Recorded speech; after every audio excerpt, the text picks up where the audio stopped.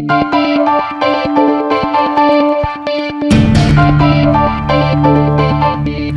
and welcome to A Spirited Debate. I'm Lauren Green. Well, the Vatican releases Pope Francis's wildly anticipated encyclical on the environment. Never before has an official papal teaching letter been so widely praised and criticized.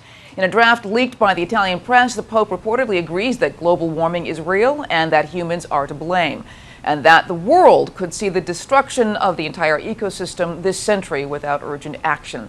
Here with reaction and insight, Chad Pecknold, Associate Professor of Systematic Theology at Catholic University of America, and Jessica Hellmann, Associate Professor of Biological Sciences at Notre Dame. Welcome to you both. Hi, Lauren. Thanks very it's nice much, to be Lauren. with you. Great. Well, Chad, let me start with you. Pope Francis is not the first to champion the environment. I mean, Pope Benedict really is known as the Green Pope, but he's the first Pope to write an encyclical. Why an encyclical on the environment? Encyclical is one of the highest contributions a pope makes to the teaching office, and the tradition has been developing since Paul VI, John Paul II, and Benedict XVI were unfolding the Church's teaching about ecology, and here we see the fruits of that. So Francis is really consolidating the Church's teaching and understanding at a time of contemporary crisis. You know, Jessica, the Pope is being criticized for wading into the field of science. What do you say to that? Well, I think what... Oh, sorry. Go ahead, Jessica. Oh, great. I think that, you know, climate change is such a well-established field at this point. I mean, we've had reports now, 5 international reports. We've had the National Academy of Sciences in the United States, in the UK, all around the world. So the science is fairly well settled. So it's, I think, completely appropriate for the Pope to be taking what is an established idea and describing what it means all around the world. There are still skeptics out there that say that, you know, the Pope is not qualified or the Pope is not the authority on climate change. What do you say to that? Well, I haven't read the encyclical yet. We're anticipating it coming out, but I don't think it's an explanation of climate science. It's an interpretation of what that science means to us as humanity. So he's building off of a scientific literature. He's not attempting to be a scientist. And I think it's appropriate for all of us, you know, in politics and economics and society and religion to engage with scientific information and talk about what it means. You know, Chad, one of the critics also saying that this is a part of the Pope's sort of socialist agenda for the world. What do you say to that? I think that's right. I think the Holy Father sees the economic crisis in 2008 and the ecological crisis that the scientific community is pointing us to alongside the social crisis, the crisis of the family. And he wants to point us to a common concern, something that's pre-political, something that we all depend on, left or right, which is our common home.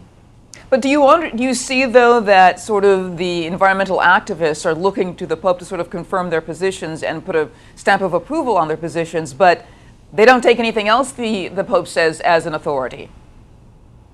I think that's a little troubling because what the Pope is doing in this encyclical is challenging everyone. He says that he wants to write to every living person on this planet. And he presents something which I think will be a challenge to every living person on this on this planet. And it's, I think, if you cherry pick from the encyclical exactly what you agree with, or you cherry pick exactly what you disagree with, you're not receiving the teaching.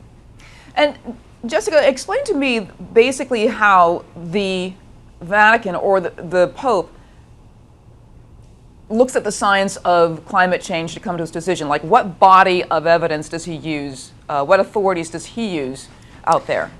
Well, the main authority that around the world most reference is something called the Intergovernmental Panel on Climate Change. It's a body of thousands of scientists who've gotten together on 5 occasions and written these these enormous reports that summarize the state of science.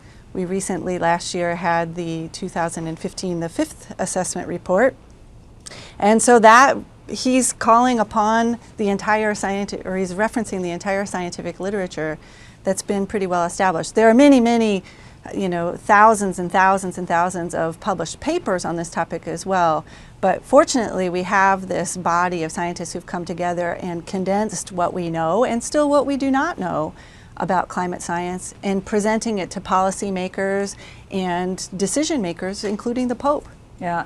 Let me read you something that the Pope said today at his general audience. He said, "Our house is being ruined, and that hurts everyone, especially the poorest among us. My appeal is therefore to responsibility based on the task that God has given to man in creation, to till and tend the garden in which humanity has been placed. I invite everyone to accept with open hearts this document, which places itself in the line of the Church's social doctrine." So he's looking at a much wider implication of this encyclical. And Chad, do you see that most of the media out there kind of will ignore that part of it? I think that's right, and that's a danger. The Holy Father will, I think, attend to scientific reasoning, but he'll want to elevate scientific reasoning up into a greater structure of the whole. He has consistently said that science only tells us a part of the story, and he wants us to pay attention to all the interconnectedness of creation that we ought to care for, because each of us depend on it, and it's something that we have to pass on to our kids and our grandkids. Yeah, and Jessica, just some last words from you? Yeah, I would agree with that. I think what's important what the Pope provides is an opportunity to discuss the implications of the science. He's not offering science, but he's interpreting science and what it means for us as a society. And he has a moral authority and a tradition upon which he can draw. But I also think it's incredibly powerful that the Pope speaks not just only to Catholics, but to all of humans. I mean, this is one of many of the environmental issues that we are dealing with today are global in nature, and none of them is more global perhaps than climate change.